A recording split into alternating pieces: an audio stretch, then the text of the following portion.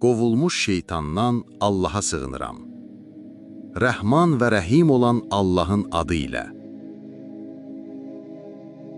Ey kitab əhli!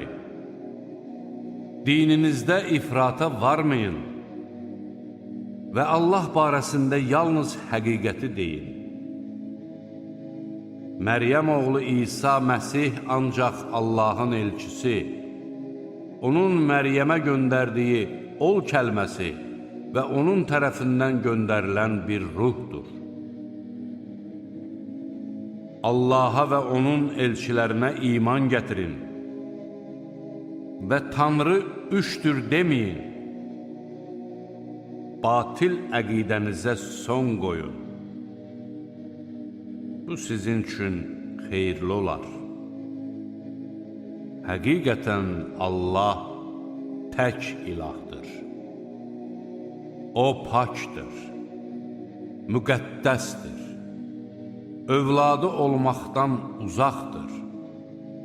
Göylərdə və yerdə nə varsa ona məxsusdur. Qoruyan olaraq Allah yetər.